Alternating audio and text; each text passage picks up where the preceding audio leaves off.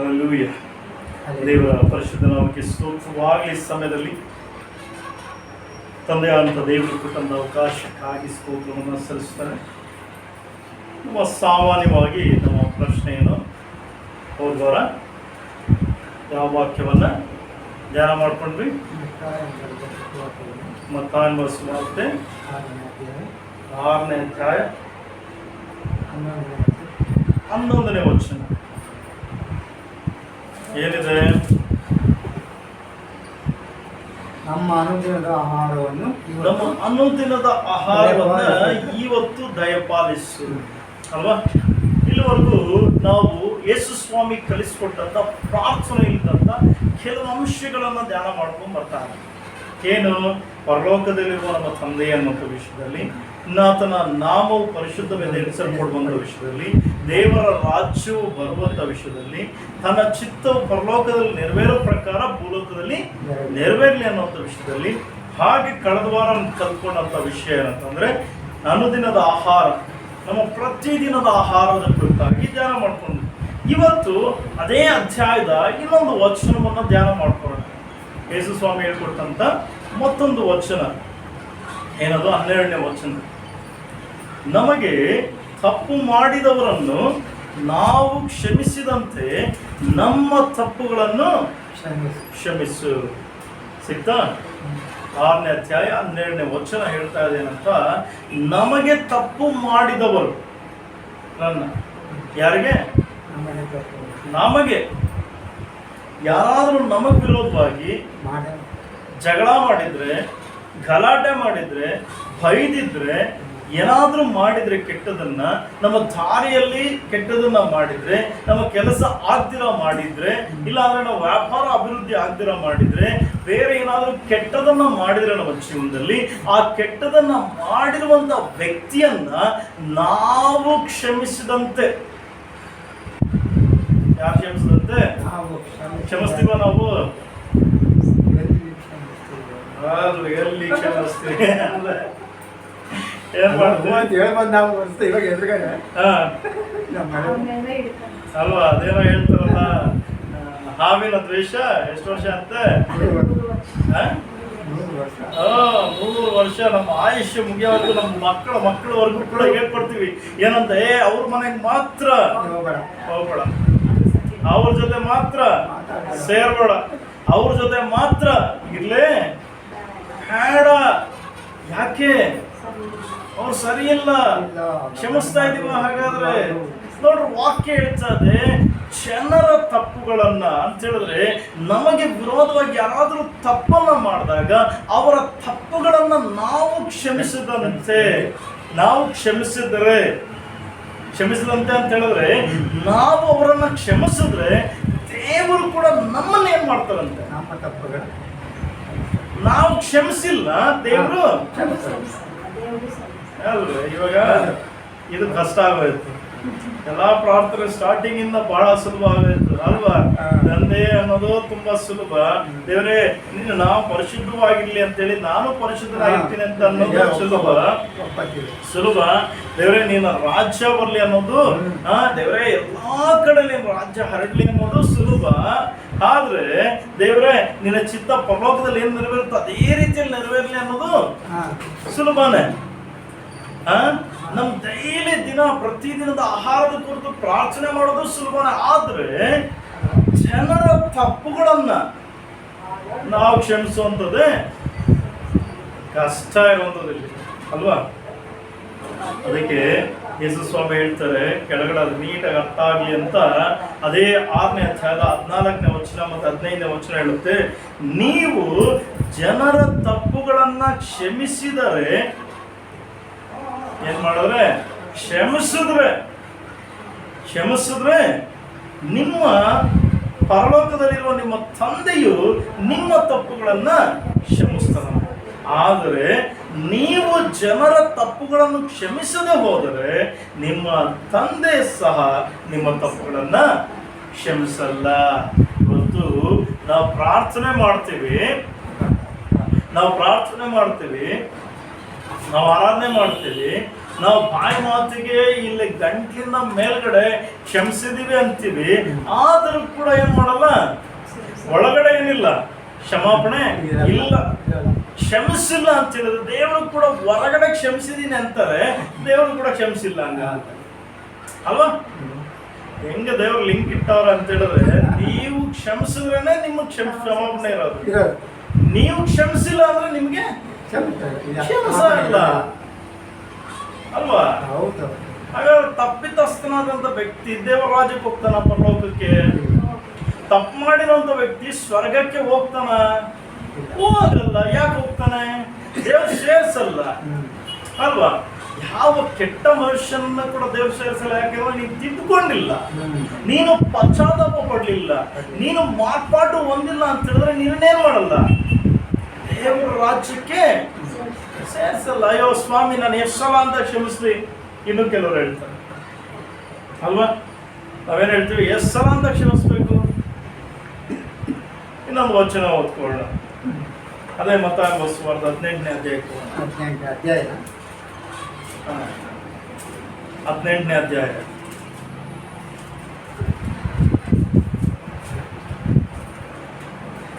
21ನೇ ವಚನ.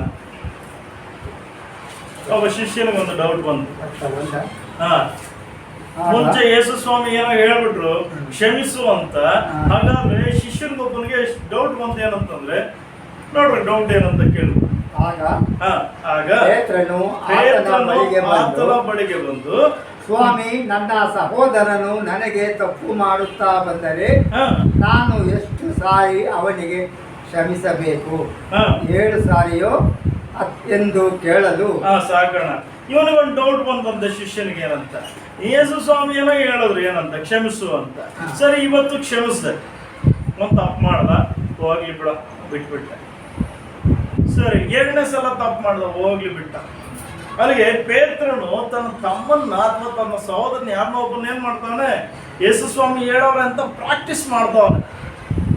ಏನ್ ಮಾಡ್ತಾನೆ? ಪ್ರಾಕ್ಟೀಸ್ ಮಾಡ್ದವನೆ.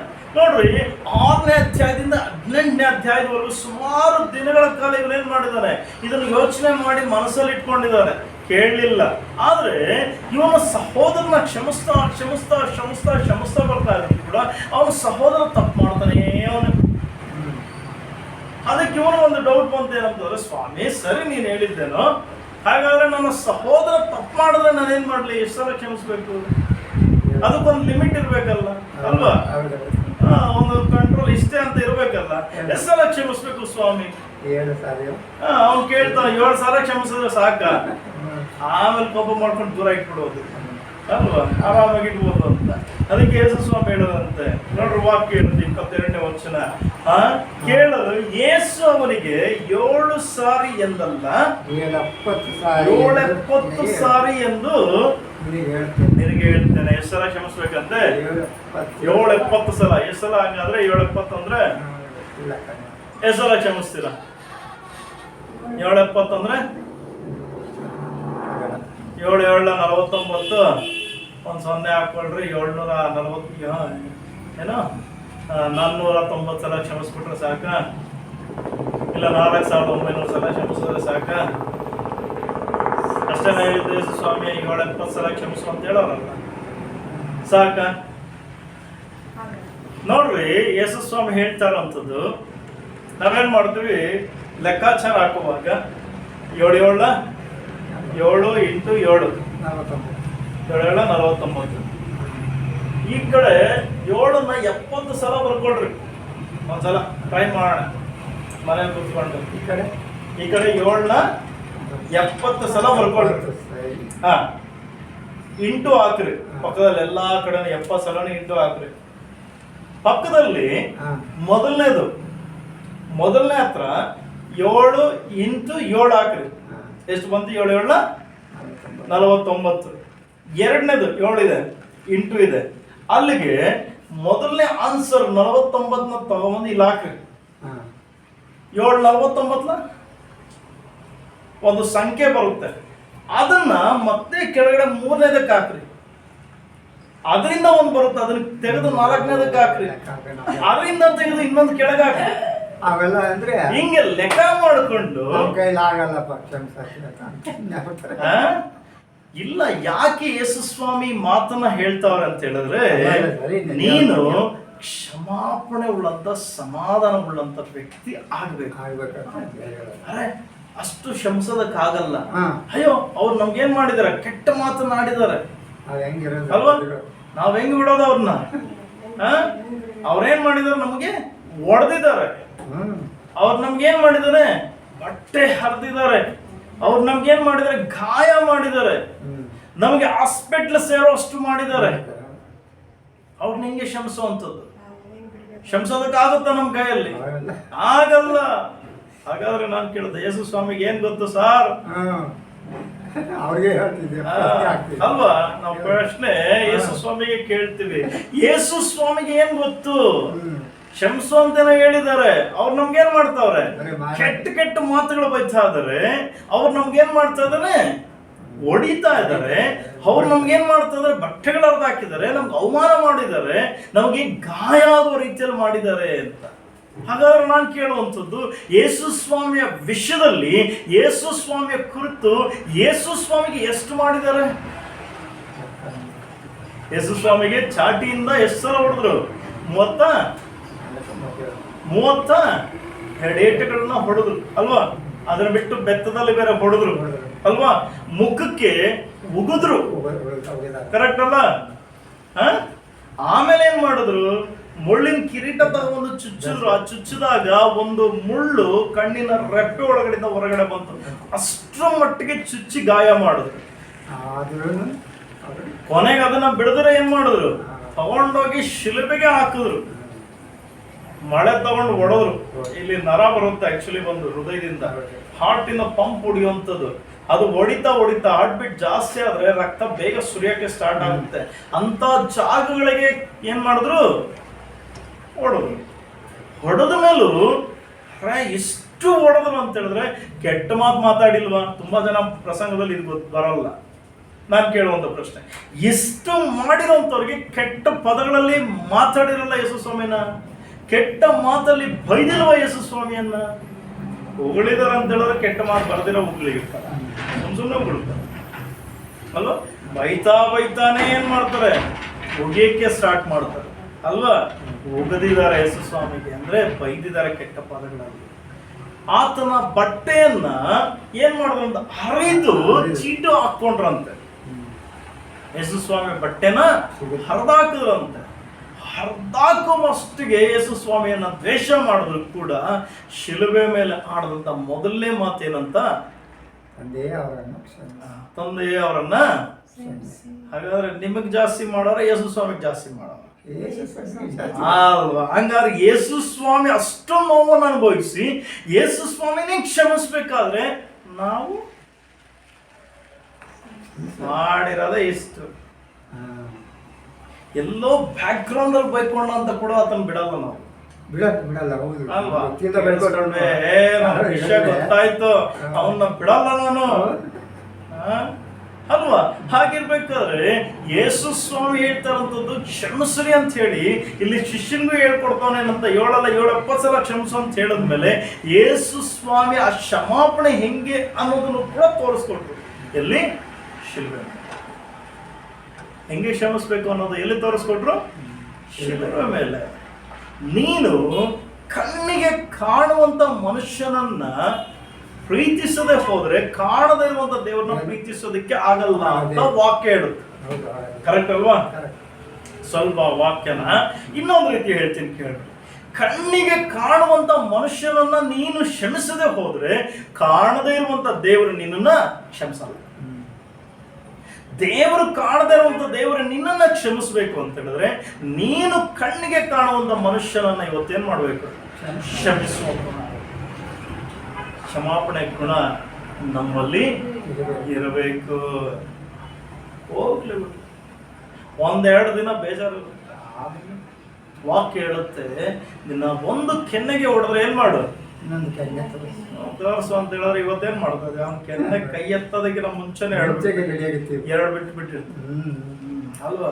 ಅದಕ್ಕೆ ನಮ್ಮ ಪ್ರಾರ್ಥನೆಯಲ್ಲಿ ಯಾರ ಮೇಲಾದ್ರೂ ಕೋಪ ಇದ್ರೆ ವಾಕ್ಯ ಹೇಳುತ್ತೆ. ಹೊತ್ತು ಮುಳುಗಿದ ಮುಂಚೆ, ಆ ಹೊತ್ತು ಮುಳುಗುವ ಮುಂಚೆನೆ ಹೊತ್ತು ಮುಳುಗಕ್ಕಲ್ಲ ನೋಡೋಣ ಅಲ್ಲಿ ಒಂದು ಮಾತು ಹೇಳುತ್ತೆ. ತೆಗಿರಿ ಮತ್ತಾಯ ಸುವಾರ್ತೆಗೆ ವಾಪಸ್ ಬಂದ್ರಿ. 5ನೇ ಅಧ್ಯಾಯಕ್ಕೆ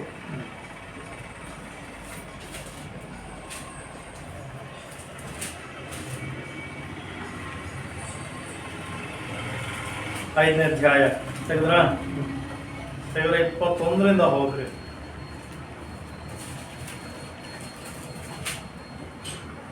ನರಹತ್ಯ ಮಾಡಬಾರದು. ನರಹತ್ಯ ಮಾಡುವವನು ನ್ಯಾಯ ವಿಚಾರಣೆಗೆ ಗುರಿಯಾಗುವನೆಂದು ಹಿರಿಯರಿಗೆ ಹೇಳಿಯದೆ ಎಂದು ಕೇಳಿದ್ದೀರಷ್ಟೇ. ಆದರೆ ನಾನು ನಿಮಗೆ ಹೇಳುವುದೇನೆಂದರೆ, ತನ್ನ ಸಹೋದರನ ಮೇಲೆ ಸಿಟ್ಟುಗೊಳ್ಳುವ ಪ್ರತಿ ಮನುಷ್ಯನು ನ್ಯಾಯ ವಿಚಾರಣೆಗೆ ಗುರಿಯಾಗುವನು. ತನ್ನ ಸಹೋದರರನ್ನು ನೋಡಿ ಛೀ ನೀಚ ಅನ್ನುವವನು ನ್ಯಾಯ ಸಭೆಗೆ ವಿಚಾರಣೆಗೆ ಒಳಗಾಗುವನು. ನೋಡ್ರಿ ವಾಕ್ಯ ಹೇಳ್ತಾ ಇದೆ, ಒಬ್ಬ ಮನುಷ್ಯನನ್ನ ನೀನ್ ನೋಡಿ ಏನ್ ಮಾಡ್ಬೇಕಂತೆ, ತನ್ನ ಸಹೋದರ ಮೇಲೆ ಸಿಟ್ಟುಕೊಳ್ಳುವಂತ ಪ್ರತಿ ಮನುಷ್ಯ ನ್ಯಾಯ ವಿಚಾರಣೆಗೆ ಗುರಿ ಆಗ್ತಾನೆ. ಏನ್ ಮಾಡ್ಕೊಳ್ಳೋನು? ಬೈದವನಲ್ಲ, ಒಳದವನಲ್ಲ, ಸಿಟ್ಟು ಮಾಡ್ಕೊಳ್ಳುವಂತವನು. ಎರಡೇ ವಿಷಯ ಇರುತ್ತೆ. ಅವನನ್ನ ಚೀ ನೀಚ ಅನ್ನುವಂಥವನು ಏನಾಗ್ತಾನಂತೆ, ನ್ಯಾಯ ವಿಚಾರಣೆ ಸಭೆಗೆ ಒಳಗಾಗುವನು. ಮೂರ್ಖ ಅನ್ನುವಂಥವನು ಅಲ್ವಾ, ಎಲ್ಲಿಗೆ? ಅಗ್ನಿ ನರಕಕ್ಕೆ ತಗೊಂಡೋಗಿ ದೇವರು ಹಾಕ್ಬಿಡ್ತಾರಂತ, ಗುರಿ ಆಗ್ತಾರಂತೆ. ಅದಾದ್ಮೇಲೆ ಕೆಳಗಡೆ ವಚನ ಹೇಳುತ್ತೆ, ಆದ ಕಾರಣ ನಿನ್ನ ಕಾಣಿಕೆಯನ್ನು ಯಜ್ಞವೇದಿಯ ಮುಂದೆ ಹತ್ತಿರ ತಂದಾಗ, ಎಲ್ಲಿಗೆ ತಂದಾಗ? ಚರ್ಚ್ಗೆ ಬಂದು ಕಾಣಿಕೆ ತಗೊಂಬಂದಾಗ ನಿನ್ನ ಸಹೋದರನ ಮನಸ್ಸಿನಲ್ಲಿ ನಿನ್ನ ಮೇಲೆ ಏನೋ ವಿರೋಧವದೆ ಎಂಬುದು ನಿನ್ನ ನೆನಪಿಗೆ ಬಂದರೆ, ಒಂದ್ ನಿಮಿಷ, ಇಲ್ಲೇನಿದೆ? ನಿನ್ನ ಸಹೋದರನ ಮನಸ್ಸಿನಲ್ಲಿ ನಿನ್ನ ಮೇಲೆ ಯಾರಿಗಿದೆ? ನಿನಗಿಲ್ಲ. ಏನಿಲ್ಲ? ನಿನಗೆ ಇಲ್ಲ. ನಿನ್ನ ಸಹೋದರನ ಮೇಲೆ ವಿರೋಧ ನಿನಗಲ್ಲ ಹೇಳ್ತಾ ಇರೋದು, ಅವನಿಗಿದೆ, ಇನ್ನೊಬ್ಬರಿಗೆ. ನಿನ್ನ ಸಹೋದರನಿಗೆ ನಿನ್ನ ಮೇಲಿದೆ. ನಿನ್ನ ಮೇಲಿದ್ರೆ ನೀನೇನ್ ಮಾಡ್ಬೇಕಂತೆ? ನೀನು ಕಾಣಿಕೆ ಹಾಕದಿರ ನೀನು ಹೋಗಿ ಅವನ ಹತ್ರ ಏನ್ ಮಾಡ್ಬೇಕಂತೆ? ಸಮಾಧಾನ ಮಾಡ್ಕೊಂಬ. ನೀನ್ ತಪ್ಪು ಮಾಡಿಲ್ಲ, ನಿನಗೆ ವಿರೋಧ ಇಲ್ಲ, ನಿನಗೆ ಅವನ ಮೇಲೆ ದ್ವೇಷ ಇಲ್ಲ, ನಿನಗೆ ಅವನ ಮೇಲೆ ಹಗೆತನ ಇಲ್ಲ, ಏನೂ ಇಲ್ಲ. ಆದ್ರೆ ಅವನಿಗಿದೆ ನಿನ್ನ ಮೇಲೆ. ಆಗ ನೀನು ಹೋಗಿ ಏನ್ ಮಾಡ್ಬೇಕಂತ ಅಲ್ವಾ? ಈಗ ಯಾರಾದ್ರೂ ಮಾಡ್ಕೊಂಡ್ ಬಂದ್ರಿ ಅಂತ ಹೇಳಿದ್ರೆ ಎಷ್ಟು ಜನ ಕಾಣಿಕೆನ ಹಾಕಲ್ಲ. ಚರ್ಚಲ್ಲಿ ಕಾಣಿಕೆ ಹಾಕೋರ ಇರಲ್ಲ ಅಲ್ವಾ? ಫಸ್ಟ್ ಕಾಣಿಕೆಗಿಂತ ಮನುಷ್ಯನ ಮನಸ್ಸು ಮುಖ್ಯ. ಅದಕ್ಕೆ ದೇವ್ರು ಹೇಳ್ತಾ ಇರೋಂಥದ್ದು, ನಿನ್ನ ಕಾಣಿಕೆ ಏನೇನ್ ಮಾಡು, ಹಾಕ್ಬೇಡ, ಇಲ್ಲಿ ಹಾಕ್ಬೇಡ. ದೇವರು ನೋಡ್ರಿ, ವಾಕ್ಯದಲ್ಲಿ ಕಾಯಿನ ಮತ್ತೆ ಹೇಬೇಲನ ಕಾಣಿಕೆ ವಿಷಯದಲ್ಲಿ ದೇವ್ರು ಏನ್ ನೋಡಿದ್ರು? ಮನಸ್ಸನ್ನ ನೋಡ್ತಾವ್ರೆ. ನಾವು ನೋಡೋದಕ್ಕಿನ್ನ ಕೊಡುವಂತ ಮನಸ್ಸನ್ನ ದೇವ್ರು ನೋಡ್ತಾರೆ.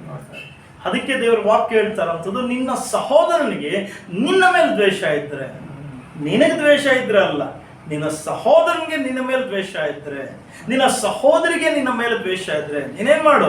ಕಾಣಿಕೆ ಹಾಕ್ಬೇಡ. ಫಸ್ಟ್ ಕಾಣಿಕೆನ ಹಂಗೆ ಇಟ್ಕೊಂಡು ಫಸ್ಟ್ ಹೋಗಿ ಅವ್ರ ಹತ್ರ ಸಮಾಧಾನ ಮಾಡ್ಕೊಂಡು ಬಂದು ನೀನೇನ್ ಮಾಡು? ನಿನ್ನ ಕಾಣಿಕೆಯನ್ನು ಹಾಕು. ಇವತ್ತು ಆ ರೀತಿಯಲ್ಲಿ ಮಾಡುವಂಥದ್ದು ದೇವರು ಬಯಸ್ತಾ ಉಂಟು. ಕೆಳಗಡೆ ಇನ್ನು ಸ್ವಲ್ಪ ಮುಂದಕ್ಕೆ ಹೋಗೋಣ. ನಿನ್ನ ವಾದಿಯ ಸಂಗಡ ಇನ್ನೂ ದಾರಿಯಲ್ಲಿರುವಾಗಲೇ ಅವನ ಕೂಡ ಬೇಗ ಸಮಾಧಾನ ಮಾಡಿಕೋ.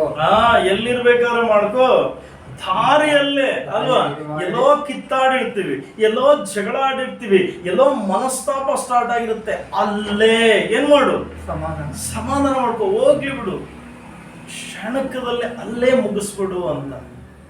ಅದನ್ನೇನ್ ಮಾಡ್ಬೇಡ್ರಿ, ರಬ್ಬರ್ ಎಳ್ದಂಗೆ ಎಳಿತಾ ಇರೋದು.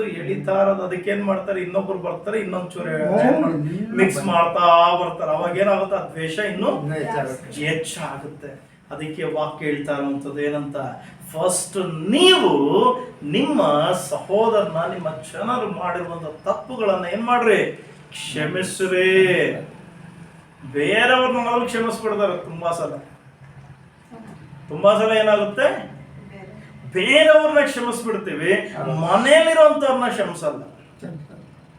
ಗಂಡ ಹೆಂಡತಿನ ಕ್ಷಮಿಸಲ್ಲ, ಹೆಂಡತಿ ಗಂಡನ ಕ್ಷಮಿಸಲ್ಲ, ತಂದೆ ತಾಯಿಗಳು ಮಕ್ಕಳನ್ನ ಕ್ಷಮಿಸಲ್ಲ, ಮಕ್ಕಳು ತಂದೆ ತಾಯಿಗಳನ್ನ ಕ್ಷಮಿಸಲ್ಲ, ಅಣ್ಣ ತಮ್ಮಂದ್ರು ಸಹ ಅವ್ರ ತಮ್ಮನ್ನ ಅಣ್ಣ ಕ್ಷಮಿಸಲ್ಲ, ಅಣ್ಣನ ತಮ್ಮ ಕ್ಷಮಿಸಲ್ಲ, ತಂಗಿನ ಅಕ್ಕ ಕ್ಷಮಿಸಲ್ಲ, ಅಕ್ಕನ್ನ ತಮ್ಮ ಕ್ಷಮಿಸಲ್ಲ. ಬೇರೆಯವ್ರನ್ನ ಪ್ರೀತಿ ಮಾಡ್ತೀವಿ, ಬೇರೆಯವರನ್ನ ಪ್ರೀತಿಯನ್ನ ತೋರಿಸ್ತೀವಿ, ಎಷ್ಟೇ ಹೀನಾಯವಾಗಿ ಮಾಡಿದ್ರು ಹೋಗ್ಲಿ ಅಂತ ಕ್ಷಮಿಸಿ ಅವರ ಮುಂದೆ ಒಳ್ಳೆತನವನ್ನ ನೋಡಿಸ್ಕೊಂತೀವಿ. ಆದರೆ ಮನೆಯಲ್ಲಿ ಏನ್ ಮಾಡಲ್ಲ, ಇಲ್ಲ ಸಾಧಿಸ್ಬಿಡ್ತೀವಲ್ಲ. ದೇವರು ಅದನ್ನ ಬಯಸುವಂತವನೇ. ಮನಸ್ಸಿನಲ್ಲಿ ಕೆಟ್ಟದ್ದು ದ್ವೇಷ ತುಂಬಿತು ಅಂತ ಹೇಳಿದ್ರೆ ಅದಕ್ಕೆ ವಾಕ್ಯ ಹೇಳ್ತಾ ಇದೆ, ನೀನೇನಂತ, ಕೊಲೆಗಾರ. ಗೊತ್ತಾ? ಯೋಹಾನನ ಪತ್ರಿಕೆ ಒಂದ್ಸರಿ ತೆಗೆದು, ಯೋಹಾನನ ಪತ್ರಿಕೆ, ಮೊದಲನೇ ಯೋಹಾನ್ ಬರೆದಂತ ಪತ್ರಿಕೆ 3ನೇ ಅಧ್ಯಾಯ.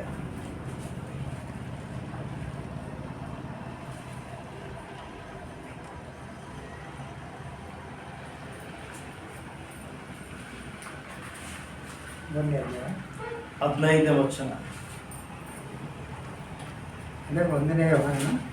1ನೇ ಯೋಹಾನ 3ನೇ ಅಧ್ಯಾಯ 15ನೇ ವಚನ ಓದಿ.